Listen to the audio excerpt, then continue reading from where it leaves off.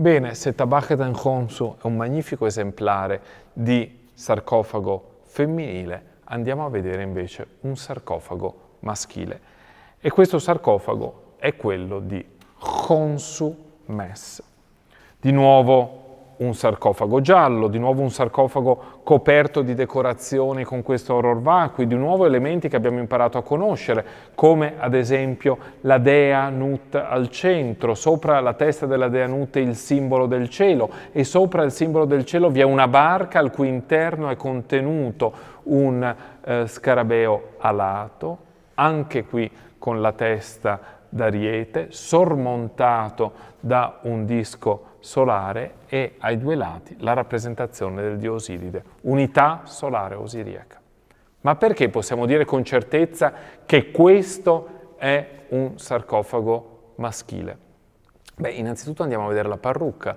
Ha una parrucca striata e non decorata a falde larghe orizzontali, come un sarcofago femminile, come quello di Tabacheten Khonsu.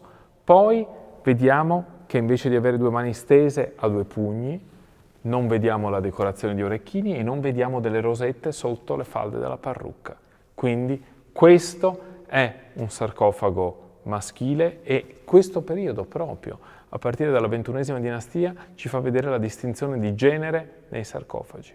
Ritroviamo invece elementi che abbiamo visto anche nel sarcofago di Tabacheten Khonsu, come il collare Wasek, e ovviamente tutta la parte teologica religiosa sull'unità solare osiriaca.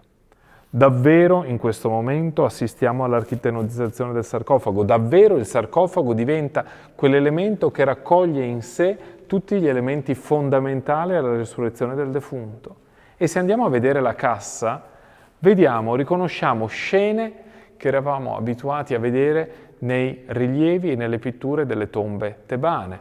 Allora vediamo la rappresentazione stessa della tomba, sormontata da una piramide in mattoni crudi, con la cuspide resa in un altro colore, perché quella è la parte in pietra, ove vi era il piramidion.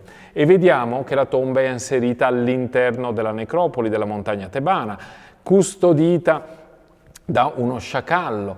E dalla montagna tebana esce la vacca atorica, simbolo della dea Hathor, simbolo quindi della dea dell'Occidente e colei che custodisce la necropoli tebana.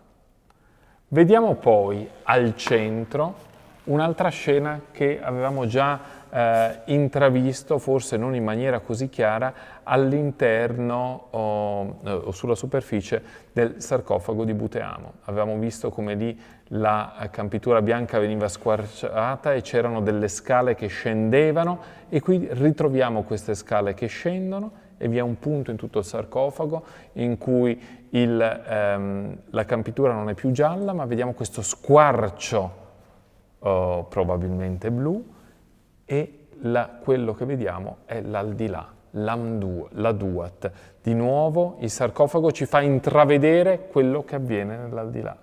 E un'altra scena che avevamo già visto è la scena della teogenesi, ovvero della dea Nut, nuda, simbolo del cielo, ricurva che forma quasi una volta, sostenuta da Shu, e a terra invece una divinità maschile verde che è il dio Geb. Dall'unione di Nut e di Geb nasceranno le quattro divinità Iside, Nefti, Osiride e Set.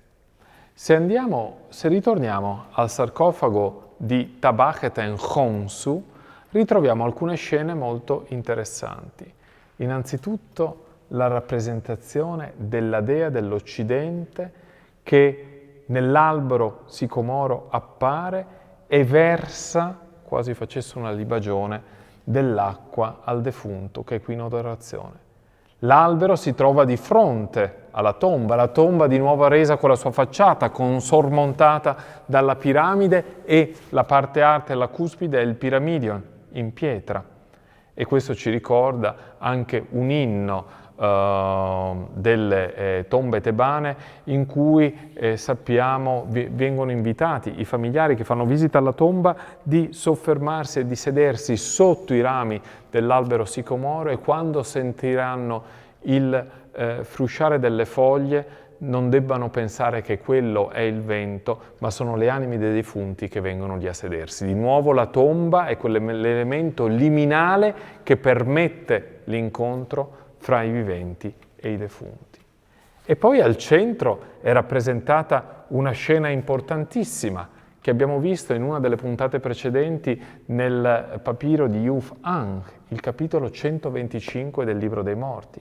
Vediamo la defunta in abiti di viventi che si trova all'interno di uno spazio architettonico definito. Dietro di lei vi è una divinità femminile con una testa un po' strana, che per noi però è molto utile perché quella testa resa in quel modo è un geroglifico e quindi riusciamo a leggerlo, e si legge Imentet, e quindi è la dea dell'Occidente, della necropoli. L'Occidente è il luogo in cui il sole tramonta e quindi è il luogo dei defunti. Tabacheten Khonsu, assieme alla dea dell'Occidente, entra in questo spazio. Davanti a lei c'è il dio Tot, il dio della scrittura, il dio della sapienza, con in mano la paletta scrittoria, che è lì a segnare, a scrivere. Perché? Perché questa è una versione molto compatta del capitolo 125 del Libro dei Morti. Non vediamo la scena della psicostasia, però sappiamo che siamo di fronte ad Osiride che siede in trono, seguito dalla dea Iside, e riconosciamo un altro elemento importante, ovvero riconosciamo quell'elemento mostruoso, Amit, il divoratore, che è qui rappresentato con la testa di coccodrillo, la parte anteriore di leone, la parte posteriore di ippopotamo, che è colui pronto a divorare il cuore nel caso il cuore risultasse più pesante della piuma. Anche se la scena della psicostasia qui non è resa, sappiamo che abbiamo a che fare con questo, e c'è un altro elemento importante, la presenza del dio Oro, il vendicatore del padre, colui che deve vendicare il padre dopo che era stato ucciso da Set, e lo vediamo qui con la parrucca dell'Alto e del Basso Egitto, quindi è colui che adesso ha saldamente il potere sull'Egitto ed è succeduto al padre. Continuate a seguire il Museo Egizio e ricordatevi che anche grazie, o forse soprattutto grazie a voi, il Museo Egizio può continuare a far ricerca, a sviluppare nuovi contenuti e capire sempre di più la biografia dei magnifici artefatti che avete visto assieme a me.